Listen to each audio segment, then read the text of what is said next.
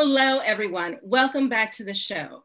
I'm April Rain, and tonight marks the 4th episode of Healthcare Voters' new web series, What's at Stake, where we're exploring the pressing healthcare questions on your minds right now. In episode 3, we heard from experts and advocates about what's at stake for healthcare in the context of the Supreme Court in the wake of Justice Ginsburg's passing and Trump's illegitimate nomination of Amy Coney Barrett to Ginsburg's seat. Today, we're hearing directly from some of our viewers about what's at stake for their family's health with the Affordable Care Act at risk. As many of you already know, the Affordable Care Act, or ACA, has dramatically improved healthcare for American families over the last decade. From expanding powerful protections for children with pre-existing conditions, to lowering medicine costs for seniors, to improving maternal health outcomes, protecting and bolstering the ACA is the cornerstone of a family's first healthcare system in the United States. But this week, President Trump is forcing through the illegitimate nomination of Amy Coney Barrett to the Supreme Court in his last-ditch effort to repeal the ACA and strip healthcare from millions of families during this pandemic. That's why tonight we're hearing directly from you all. We will talk about the sandwich generation, healthcare for seniors, protecting babies with pre-existing conditions, and more. While we're talking tonight, we encourage you to share what's at stake for you and your families by going to healthcarevoter.org/story, healthcarevoter.org/story. To talk about healthcare as a family affair, I'm excited to introduce to you all our speakers for today for this episode of What's at Stake. Felicia Burnett, the National Director for Healthcare for Moms Rising and her son, Ethan. Elena Hung, the President and co-founder of Little Lobbyists.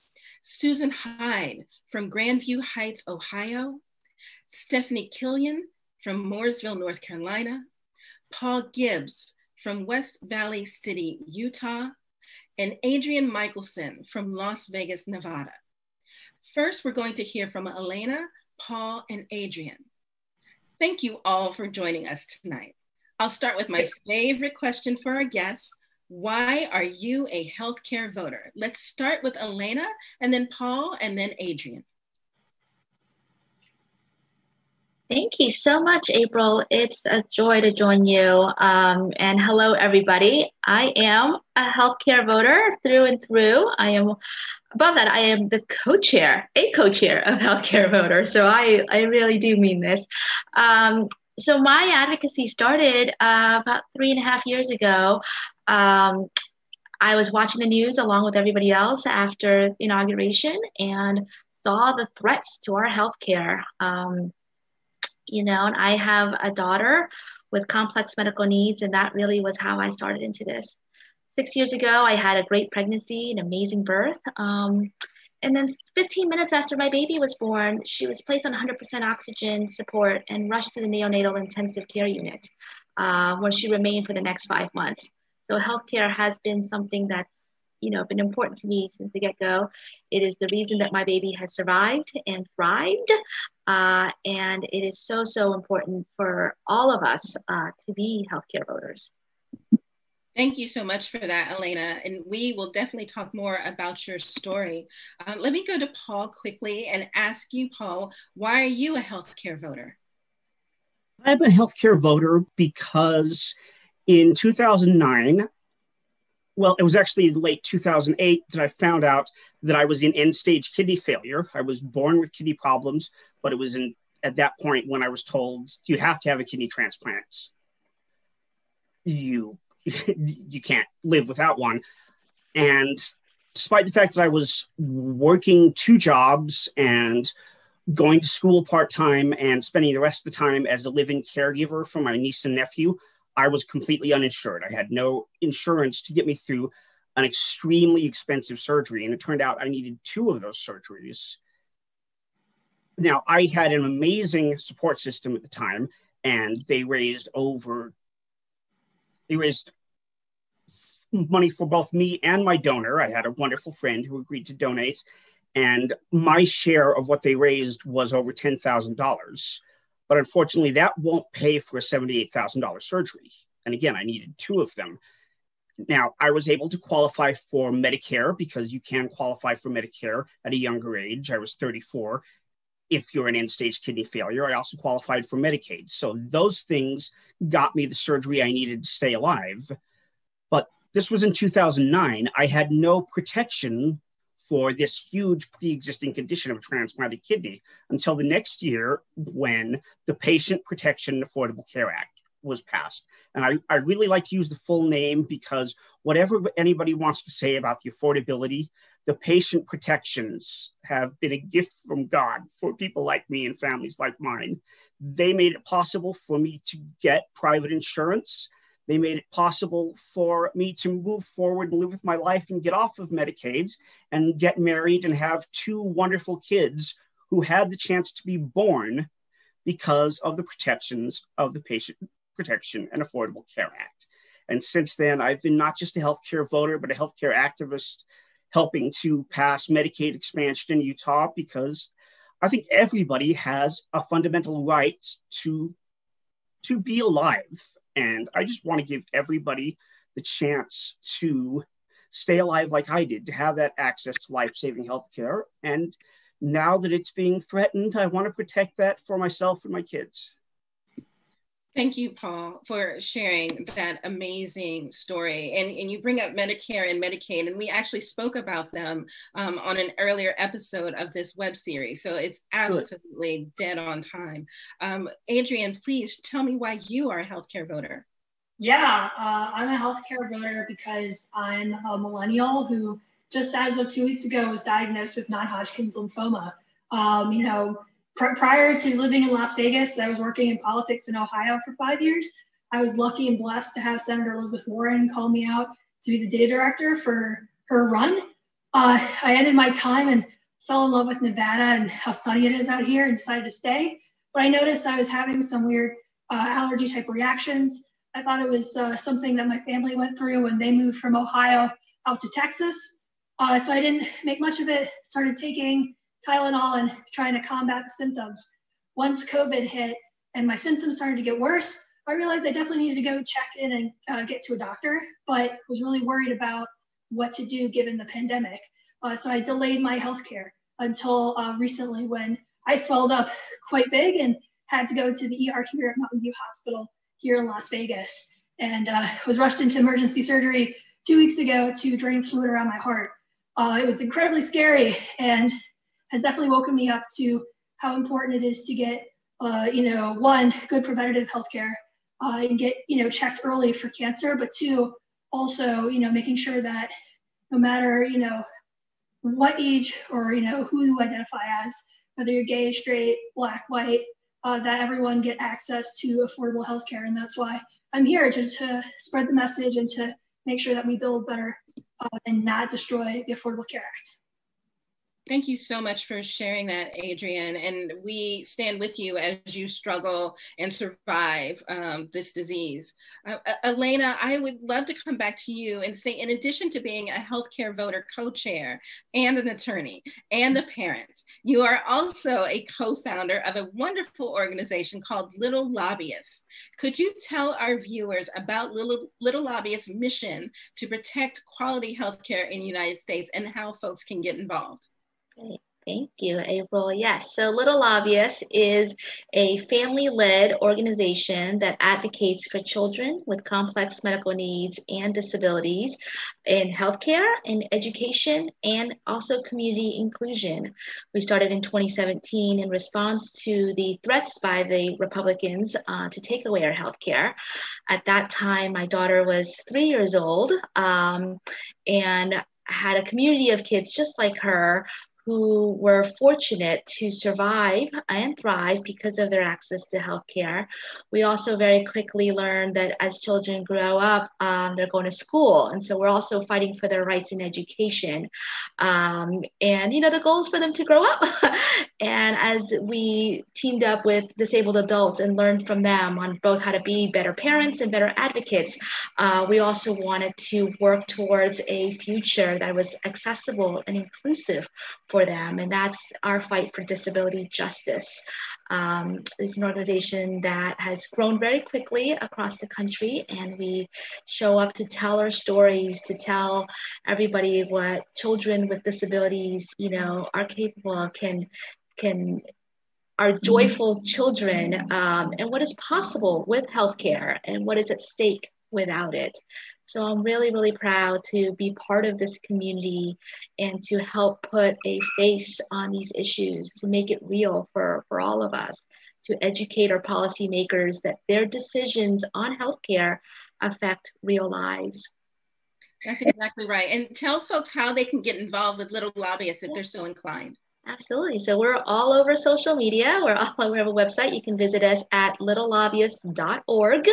We are sharing the story of a little lobbyist child every single day, talking about how healthcare has helped them survive and thrive, helped them be part of the community. And you can see that on our Facebook, our Twitter, and Instagram at Little Lobbyists.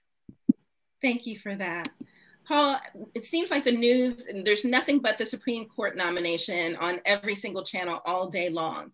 And with Amy Coney Barrett being nominated to the Supreme Court this week, the law that has provided your family access to life-saving care is at risk. If you could speak directly to Barrett right now about your family's experiences, what would you say to her? Thank you. I would say to her that, first of all, I would just implore her to listen, because it's not just my family. There's so many families like ours, like mine, and so many of us are in this position. And I would encourage her to separate the ideas she already has about the Patient Protection and Affordable Care Act from the reality that this will impact millions of people, that people like me could potentially lose the health care that's keeping us alive. My kidney transplant, that wasn't a cure. There is no cure for end-stage kidney failure. That transplant is a treatment. I still have to take medications every day for the rest of my life. That if just the principal medication, the big one that I have to take twice a day for the rest of my life, without insurance, that would cost as much per month as my family's mortgage payments. And I have to take several more medications along with this one. And these medications are absolutely vital. If I miss 2 or 3 doses, my kidney's gone. And, I'm fortunate. I have insurance now. I have private insurance, but I could lose it. It comes through my wife's employment. She could lose her job. She actually did have a short period of unemployment earlier this year. Thank heavens it didn't last long. And through it, we knew we had the protection of the Patient Protection and Affordable Care Act. But we're in the middle of a global pandemic where the economic problems are huge and people are losing their jobs. Taking away those protections for pre-existing conditions at the same time that more and more people are needing them than ever makes no sense. And I'd also like to talk to her about my kids, and I actually want to bring them in for just a moment. Timmy and Peter, will you come here for a minute? Because again, I know that she considers herself pro-life, and these are children who would not have had the chance to be born without the Patient Protection and Affordable Care Act. Timmy, come on. And Amy Coney Barrett has, I think, 7 children of her own. And so one would think that she would have children top of mind. Hello. This is Timmy, my oldest son. He's 4. I think the baby Peter has probably fallen asleep for an afternoon nap. But you never wake a sleeping baby. No. So unfortunately, we're going to miss Peter today. But hello, Timmy. Thank you for joining us. Hi. But again, without the Patient Protection and Affordable Care Act, Timmy wouldn't be here because I would not have been here to be his father. And I would like to know, are my kids an exception to pro-life thinking? Are they an exception to the idea that children have the right to live and the right to be born? Because I don't think they are. I think my kids have the right to be here. I think they deserve the chance to be born. And I think they deserve the chance to have their daddy be here when they grow up. And that's all I'm asking for, is just the inalienable right to life that comes first in the Declaration of Independence. Inalienable rights of life, liberty, and the pursuit of happiness. Life comes first, because without life, those other things don't exist. They can't exist. And I'm just asking for that right to life. Absolutely. Thank you so much for that, Paul. Paul, you mentioned the pandemic. Adrian, I'd like to turn to you. You shared that you are currently battling cancer in the middle of a pandemic. And I cannot imagine how scary that must be, given the risks associated with seeing healthcare providers right now and just being in those health institutions, hospitals, and so on. Can you talk to us about your experience and how the ACA has played a role in your ability to receive treatment? Absolutely, I can definitely speak to those things. So when it comes to the pandemic, I'll be frank. The president has failed to have a national strategy that helps our country and helps our governors in such a trying time, not only from the perspective of healthcare, but economics. Everyone wants to make sure that they can not only, survive and not get infected, but make sure that they're able to keep a roof over their heads too, because that's also a part of good public health. And to that end, for me, the biggest hurdle in going to get treatment was making sure that I actually was able to afford and get coverage. So, in my timeline, when I started to notice these really severe symptoms and they started to pick up, I was actually in between jobs. So I had finished a job working for a lovely consulting firm here, and I just had started a job with a company called Alloy, and they're super phenomenal. But I was going to be enrolled and starting on my insurance on October 1st. I went on a trip up to the Ruby Mountains on the beginning of September during Memorial Day weekend.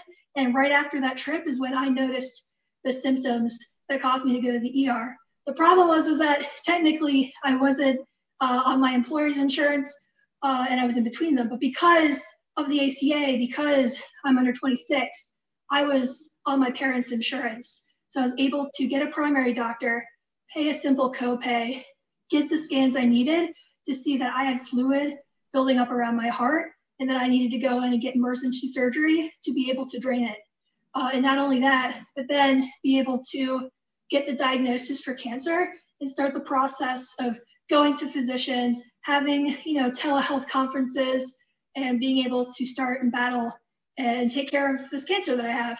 So I feel really grateful, not only for the ACA, but for President Obama and Nancy Pelosi, who in provisions and in the details decided that our young generation who are in between jobs, who work hard, who go the extra mile to help our communities, that sure, they don't have kids and they're not building families, but they're a part of a family and they deserve to have good quality healthcare, because it saved my life and it made sure that I was able to get really great healthcare here in the Las Vegas Valley. So to that end, so grateful for President Obama.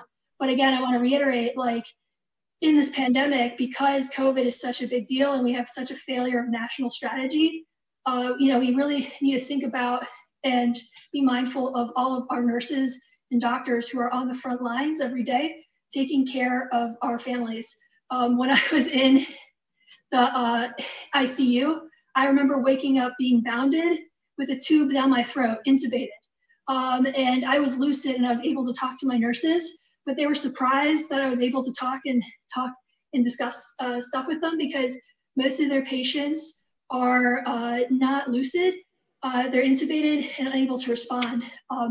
So being able to interact with nurses in the ICU was really rewarding. They were super helpful in getting me up, out the door, kicked out of the hospital, and healthy and back at home here in my apartment. So I just want to give a shout out also to those nurses and make sure that the ACA keeps people insured, especially people in my age range who may be in between jobs. And yeah, I appreciate you guys letting me share my story around that. Thank you for that, Adrian. And we definitely want to give a shout out and thank you to all of the healthcare workers and first responders who have been working tirelessly for almost the entire year to help protect American citizens. I would love to ask a question to all of you. Elaine, I'm going to come to you first. Something that always helps our viewers contextualize how important the Affordable Care Act has been for folks like you all is comparing the would-be costs of care pre-ACA or without ACA and what people actually end up paying thanks to the ACA. So I'm curious if Elena, if you could start, do you have a good price comparison here? Medicines that would have been too expensive, experimental treatments, appointments with specialists, and so on. Is there any context that you can provide for us? Absolutely. And I want to go back to what Paul said. And thank you, Paul, for emphasizing that it's patient protection in Affordable Care Act. The patient protection piece is so, so key. We talk so much about pre-existing conditions. And, I want to talk a little bit about the lifetime limit cap, because that's the one that's really close to my heart. And the reason that I started Little Lobbyist, my baby, fortunately, was born after the ACA was passed. So that's my experience. But I know, had she been born before the ACA, where up to, 60% of workers had a lifetime limit on their insurance plan, most people don't know that the cost of healthcare, like you said, April, my baby spent the first 5 months of her life in the hospital in the neonatal intensive care unit. The bill for that was over $3 million. $3 million for 5 months. That meant that had she been born before the ACA and had we had that lifetime cap on our insurance plan, she would have lost her insurance before she even came home. And so I want to highlight how important that is, because most of us don't know, most of us don't plan to have this kind of medical needs, right? So, but for anybody who's had an extended hospitalization, anybody who has a chronic illness, anybody who has cancer and will need lifelong treatment, the bills will add up. And one of the things that the ACA does is to protect those, and we have removed the lifetime cap. So insurance companies cannot drop you just once you reach an arbitrary number. Thank you for that. My mouth literally dropped open. I can't imagine $3 million for anything. And that was just over a few months' time. Paul, you shared with us that just one of your drugs could be more than a mortgage payment. Are there any other specifics you could share to provide some context to folks that are listening? Oh, well, I don't know how specific I can get, but just adding to that there are several other drugs added on top of that I have to take every day. And this isn't specific, but I look at just last weekend. I'm currently suffering from what my doctor calls a really bad case of shingles that's extremely painful. And I spent just a week ago, they were having trouble diagnosing it. I spent 3 consecutive days in the emergency room getting that diagnosed. And again, without the protections that give me the insurance that stop those caps from happening, it would be insanely expensive for me to keep getting this kind of care that I need. But I was in so much pain that I was waking up screaming at 4 a.m, and I needed to be able to go, and they were having trouble diagnosing it. And as I look back on pre-ACA days, I was born with a lot of problems with my kidneys, and my identical twin brother was born with problems in his intestines. We both had, by the time we were 5 years old, I had 9 surgeries and he had 17. And all of that led up to $1 million in medical bills that my parents were never able to repay in their lifetimes. And I think about that, and I think about my own children. Peter, the one who was asleep and who you didn't get to see, Peter was born with a kidney problem, thankfully much more minor than mine, but he had to have surgery by the time he was 4 months old. And without the protections of the ACA, he would be, first of all, in serious trouble of being branded uninsurable for life because of that one condition. Timothy, who you did see, also had a smaller kidney problem, and he theoretically could be too uninsurable for life because of that. And they both have required quite a bit of medical care. Timmy was born with what's called a pneumothorax, where he had a puncture in his lung and he wasn't breathing correctly. And I thought we had lost him as soon as he came out not breathing. And that was the most terrifying moment of my life. But the doctors had him breathing soon. That was, hearing him cry then was the best sound I've ever heard.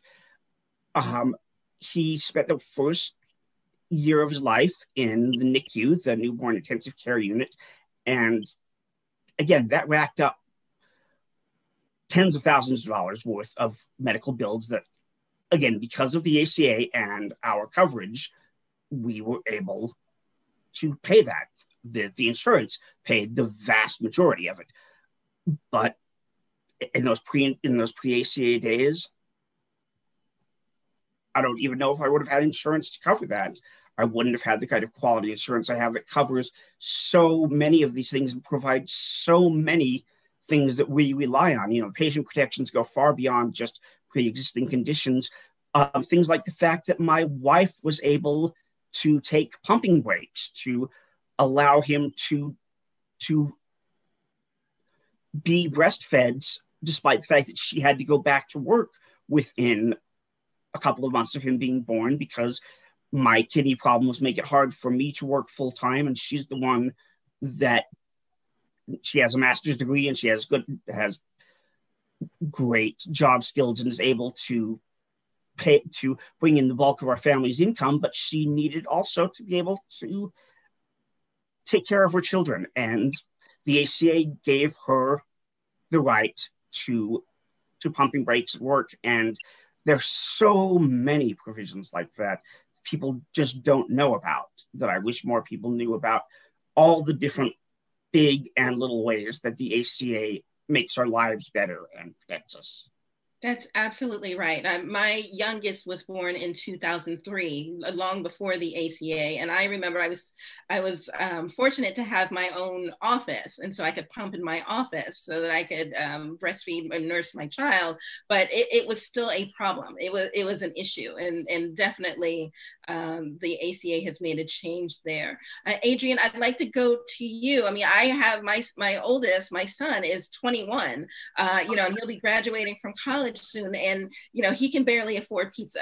I know he can't afford health insurance on his own just yet. So please tell us, from a millennial standpoint, and Gen Z as well, what does that look like for you, the cost of pre or no ACA versus fortunately what you have? Yeah, absolutely. That's such a good point. I remember in college, I would literally look at all the listservs and see which events have free food and just walk around, say hi to people, and pick up some pizza, because that's how you survive in college. But to that end, so for me it's a little different, because I was lucky enough to have my dad and my mom combined 60 plus years of medical healthcare experience. My dad's a physician, my mom's a nurse. So even as a kid and growing up and in college, I would just call my mom or dad if I had a minor cold or some allergies or like a cut. So I would say it's slightly different from my peers. But with what just happened over the last month, if I had not had like the ability to go on my parents' insurance, looking at my bill just for the diagnostics to figure out I did have a problem that was severe and I did have to go to the ER, the total bills were over $8,000. That's without any insurance, any negotiation, and copay. I paid only $250. That's $250. Still probably unaffordable for some people my range, just working day to day. But for me, as someone who's now older, in my older 20s, and political consultant here in the Las Vegas Valley, that is a world of difference, and wouldn't have cleared my savings that I've built up for the last 5 years. So it's such a big difference what the ACA has meant for me and my family. So that's the cost right there. I would have been shelling out $8K. I don't have to. Absolutely. Thank you for sharing that important context. We only have a minute left, unfortunately, but I want to acknowledge that we've got a lot of comments coming in on Facebook. And Mark on Facebook says, the Affordable Care Act isn't going anywhere. Elena, final question. If you can just in 1 or 2 sentences, maybe give us your reaction to Mark's comment. Oh, April, I don't know if I can in 1 or 2 sentences. I mean, we've spent the last 4 years fighting back this administration. The attacks have been relentless. They have tried to take away healthcare legislatively with repeal efforts. They've tried to do it through executive orders and administratively, and they have failed on all accounts because people like us, our healthcare voters, have stood up and shared their stories and spoken up. And now they're trying to do it through the courts, like you said, through the latest efforts through this nominee to the Supreme Court. The president has been extremely clear on how he feels about the Affordable Care Act and his desire to strike it down. He's nominated a nominee who has been on the record, her feelings about the ACA. Let's connect the dots. This is all clear.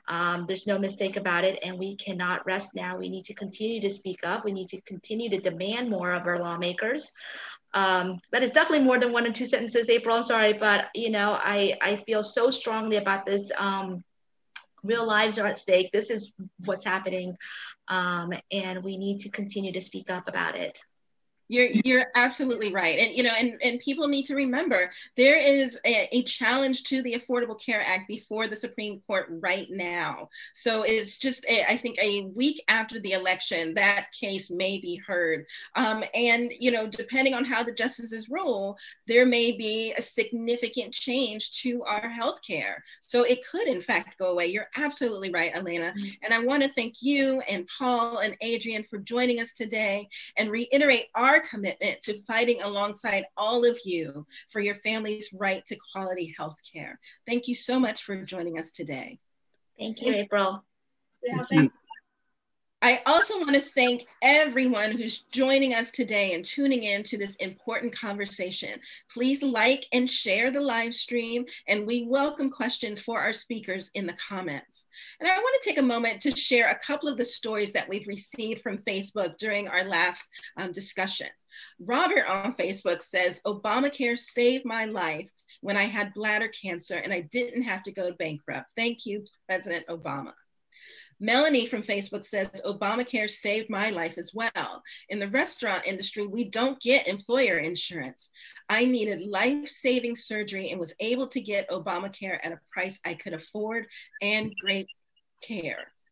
And finally, Bill from Facebook says, I know a lot of people that would not have health care had it not been for the Affordable Care Act. It's actually saved some people's lives, and we're hearing that theme again and again. Thank you, Robert, Melanie, and Bill for sharing. And to everyone tuning in now, remember, we want to hear from you too. Please visit healthcarevoter.org/story to share your own healthcare story. We'll go now to a second segment with a couple of additional guests who will tell us about their personal stories. I'm excited to welcome Felicia Burnett and her son, Ethan, Susan Hyde, and Stephanie Killian to the show now, who will share their inspiring advocacy efforts and why they fight to protect our healthcare. But first, I'm gonna go back to my favorite question. Felicia, please tell me why you are a healthcare voter. Well, April, thanks for having us on today. I am a healthcare voter because healthcare is personal to me.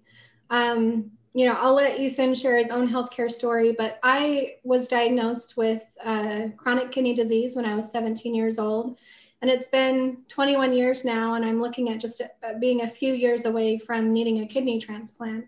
So I am one of the 131 million people across the country who has a pre-existing condition. And I'll let Ethan go ahead and tell his own story.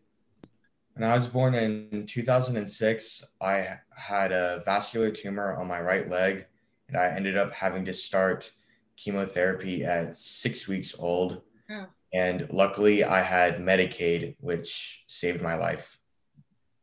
Yeah, so at that point in time, I had to quit working to take care of him. You know, 6 weeks old, 6 weeks old on chemotherapy, just needed round the clock care. And so that meant that I lost my employer sponsored health insurance. And I could not get insured again because of my kidney disease until the Affordable Care Act passed. So I am a healthcare voter. I will always be a healthcare voter because I know how critical it is for everyone to have access to quality, affordable health insurance. Absolutely. Felicia, if you don't mind, I'd like to stay with you and Ethan for just a moment. I mean, Ethan, you just shared that you were born with a vascular tumor which required chemotherapy and an external port that needed constant monitoring to avoid infection. And so, Felicia, you had to leave your job, which absolutely makes sense. You've got to be there for your child, especially as an infant, as a newborn, and thereby forego your health insurance to take care of your child. Can you share with us why you believe Medicaid and the Affordable Care Act saved your family? Yeah, so North Carolina Medicaid, it was there for us. When I had to quit working, that meant we didn't have any more health insurance. But North Carolina Medicaid paid for all of Ethan's chemotherapy, all of his appointments with his dermatologists, because it's a vascular tumor in the skin. It paid for him to have the port put in and taken out. It also paid for a couple of years of speech therapy and occupational therapy and physical therapy, because he was pretty far behind. When you give an infant chemotherapy, it sets them back developmentally as well. And so Medicaid really allowed us to get the early interventions for Ethan that have made him be able to grow up into a happy, healthy 8th grader. He has no health problems now. And Medicaid really saved our family, not just his life, but also our family financially. The Affordable Care Act, you know, if you have any kind of a gap in coverage before the ACA and you have a pre-existing condition, you're basically out of the market. And I tried to get health insurance again once he started feeling better and I was able to kind of get back to work, but I couldn't find a job with a group plan. All I could find was like contract positions or temporary positions at the time, because this was also during the 2009 economic crash. And so I couldn't find a job with health insurance. And that meant that I wasn't able to like get insured. I tried. So as soon as the Affordable Care Act was enacted, we were one of the families that were the people first thing on the marketplace getting health insurance for the first time in several years. That's why in 4 years, I'm going to vote pro Medicaid.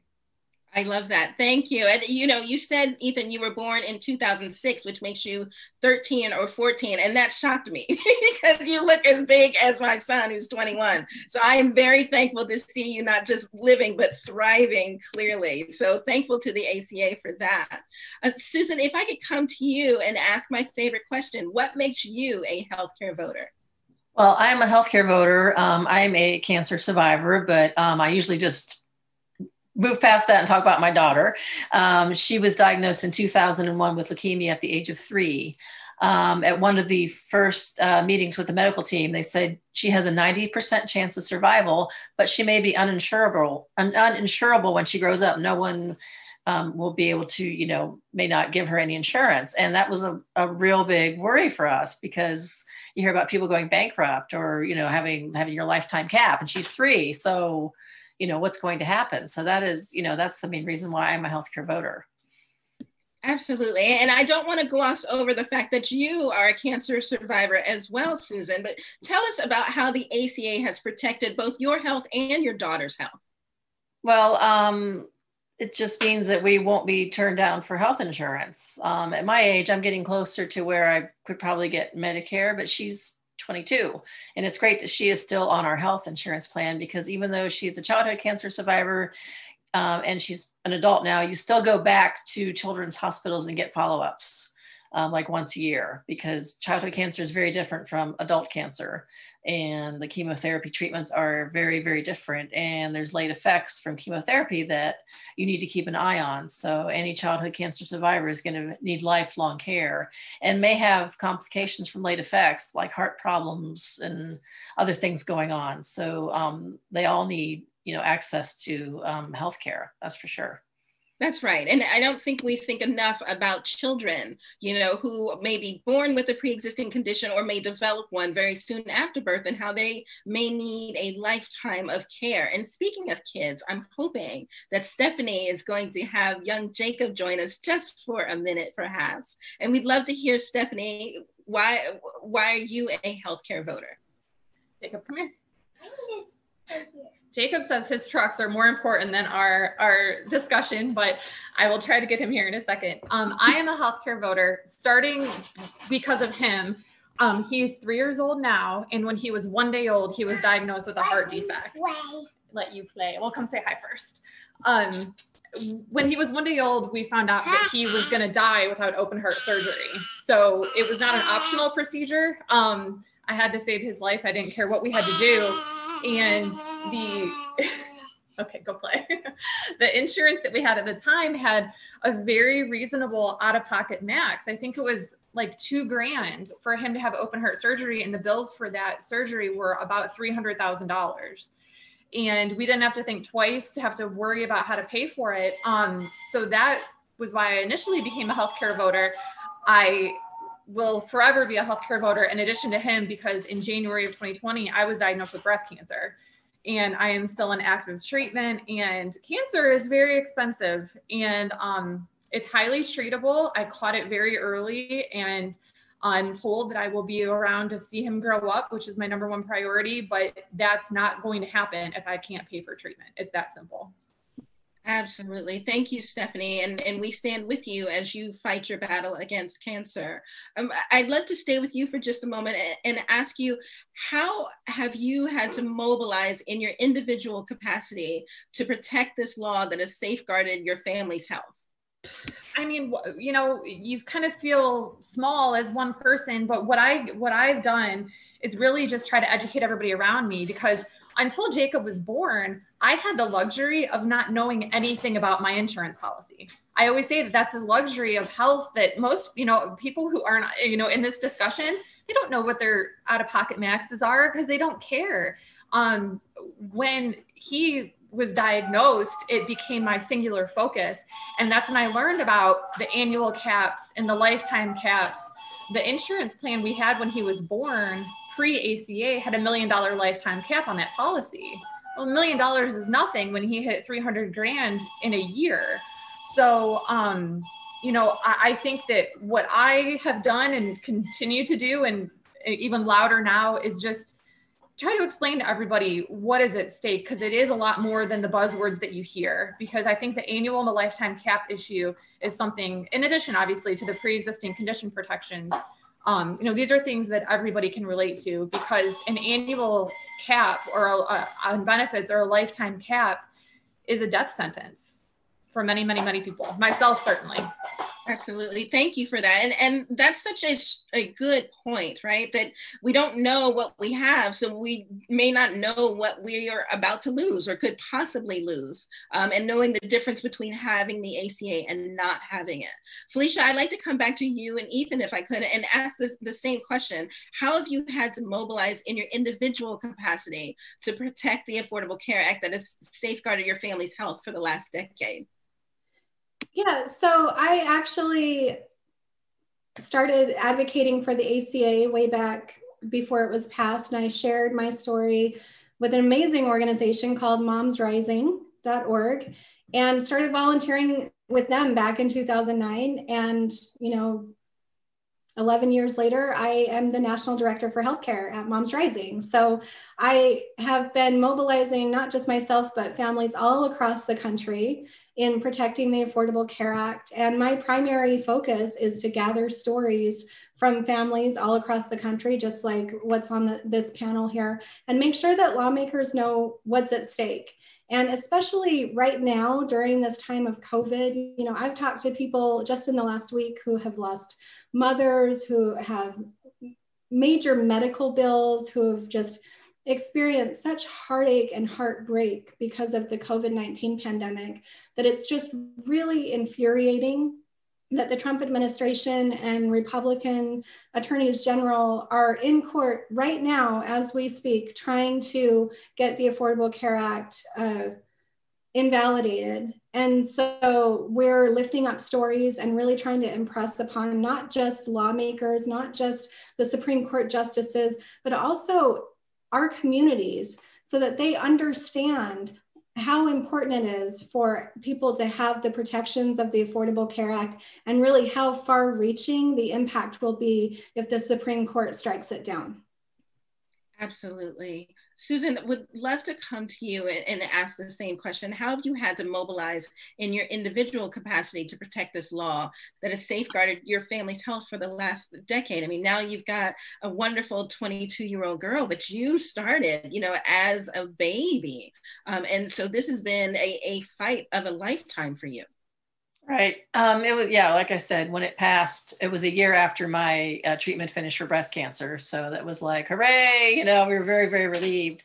I didn't mention this earlier, but I have another child who's on the autism spectrum. So there's a whole other healthcare need, and, you know, lots of, you know, therapies and medications and things.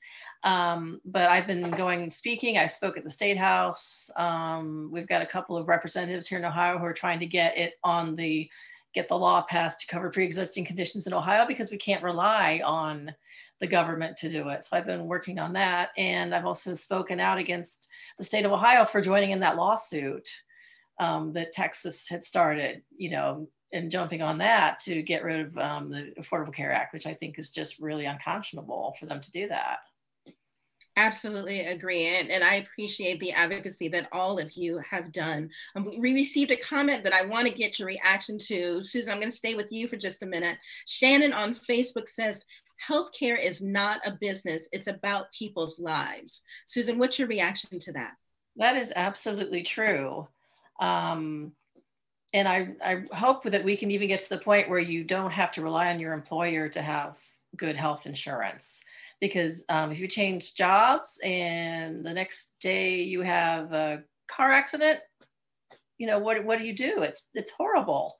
And I just want to also bring up the fact that there are a lot of adult childhood cancer survivors. There's like 429,000 of them in the United States who all have pre-existing conditions. And I looked up, there are 11,000 children under the age of 15 who are going to get diagnosed with cancer this year in the United States. And there's more people at a young age with a pre-existing condition. So it's a huge, huge, huge concern for many, many families.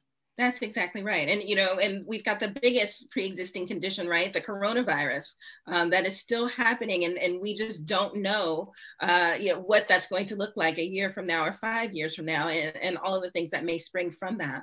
Stephanie, can I go to you and ask what your reaction is to Shannon's comment that healthcare is not a business, it's about people's lives? It's everything. It's literally life and death. And it's, again, something that I think, you know, we all have the luxury of taking for granted until you don't. And it's just, we are all, you know, examples of how your life can change overnight permanently.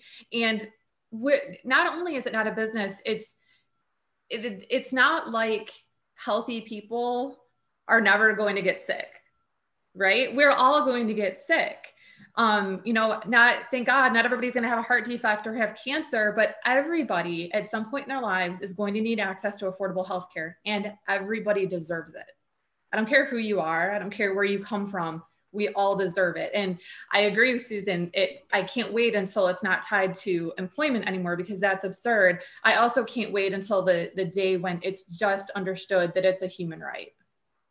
I agree with you. Healthcare is a human right, you know, and I think about my son and other students who are going to be coming out of college in May, right? You know, they may not have a job immediately, but thankfully we've got the Affordable Care Act, so they can stay on their parents' insurance until age 26. And especially this year, you know, when I was born, when I was coming up and, you know, dinosaurs were roaming the earth, you know, you went to high school and then college, and then you got a job and you stayed in that one job forever. And that's not the way it is anymore. And so as people are, you know, changing jobs, looking for better opportunities, it's got to be scary, even if you're just waiting for that 90 days for your healthcare to kick in at your new job.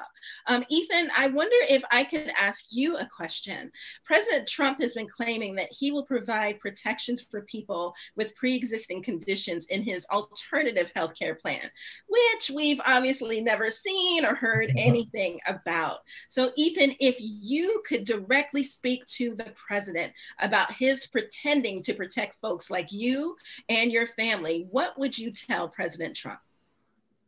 That is just a complete lie. It's not true.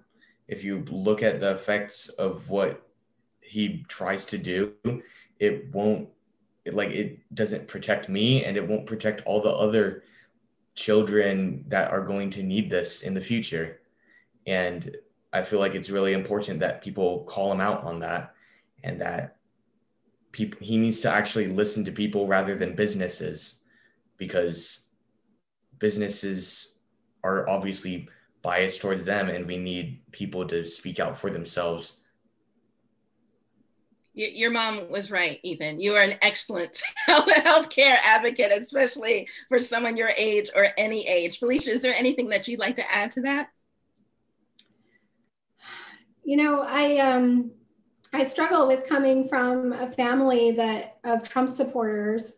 And so it's been really heartbreaking for me with all of my family members who have major health concerns. You know, my uncle was just diagnosed with stage 3 lung cancer today. And my dad has diabetes. My mom has had to have several surgeries in the last couple of weeks.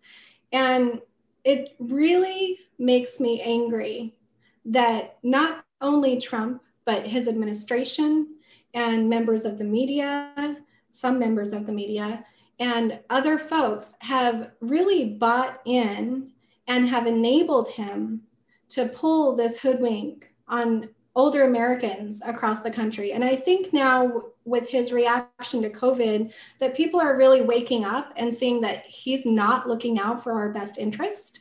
And I really hope that people will kind of get the memo that he only cares about himself, and that he is not going to do the right thing at the end of the day. He's not written any kind of legislation that will protect people with pre-existing conditions. And that is not something that can be done through an executive order. It has to be done through legislation. And so I just really hope that people are going to wake up and vote like their lives depend on it on November 3rd, because they very well might. Thank you for that. Susan, I'd like to come back to you. Senator Tillis and Senator Burr from North Carolina, where Stephanie is from, and Senator Portman from Ohio, where you're from, Susan, have all voted to repeal the Affordable Care Act. If you had a chance to talk to them today, especially Susan, for you, Senator Portman, what would you say? Well, it's hard to ever talk to Senator Portman because he's pretty unavailable to all of his constituents, unlike Senator Sherrod Brown, who is obviously a big supporter of healthcare. I would just say you have a family. You know, I mean, you would probably not be affected by this because you have the U.S. government health plan, which I believe would still cover everyone. But, people's lives are at stake. I mean, if people cannot afford to go to the doctor, they're not going to go to the doctor. And people may die. And that's just wrong. It's just wrong. Absolutely. Stephanie, can I come to you and Jacob? What would you say to Senator Tillis and Senator Burr from your state of North Carolina, who have voted to repeal the Affordable Care Act? Nothing that is appropriate to say in front of my 3-year-old, but I will do my best. It's just infuriating. I mean, Tom Tillis is probably going to lose his job in a couple of weeks, and it's because he has voted with Trump exclusively for 4 years in North Carolina. Can't stand it. And it would do no good, but I would love the chance to sit and say, here's the face of somebody who would be dead without health insurance.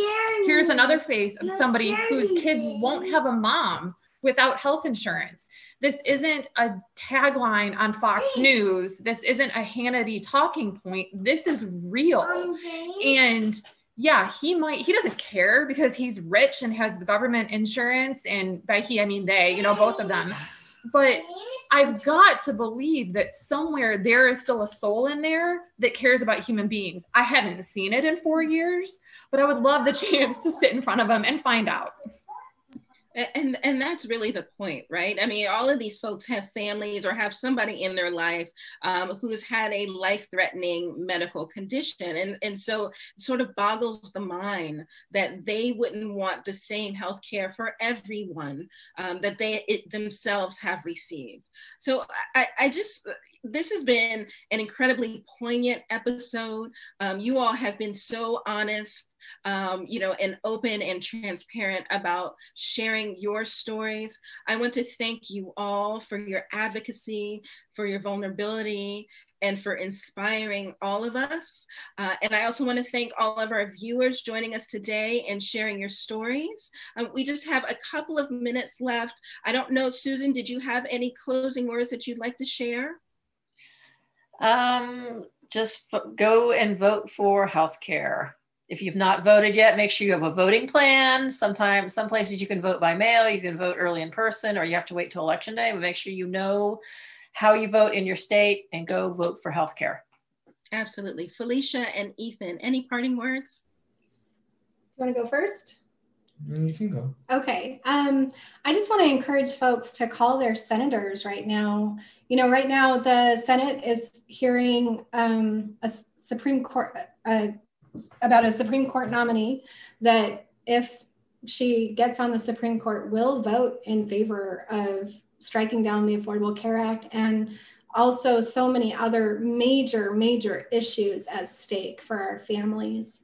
So definitely call your senators right now, tomorrow morning, wake up first thing, and tell them to vote against Judge Amy Barrett Cohen.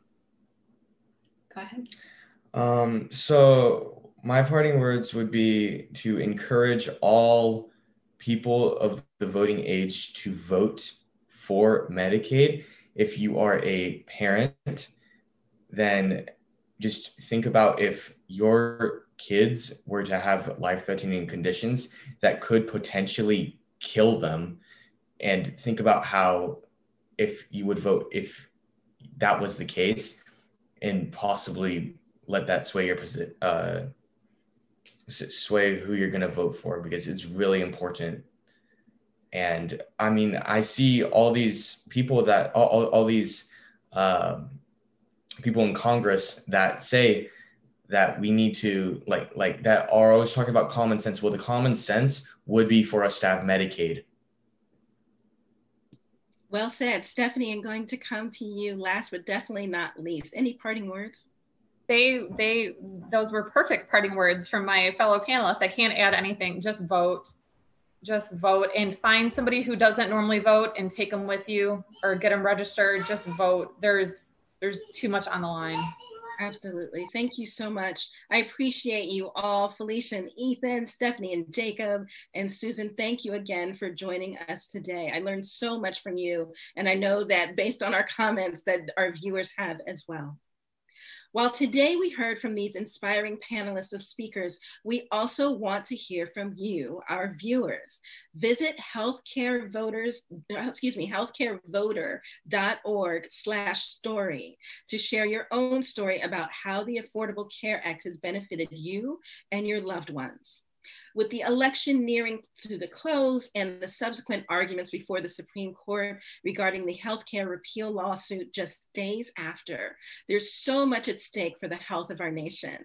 And as Bill from Facebook commented, to take away healthcare for so many would be like just throwing us off a ship in the middle of the ocean with no land in sight.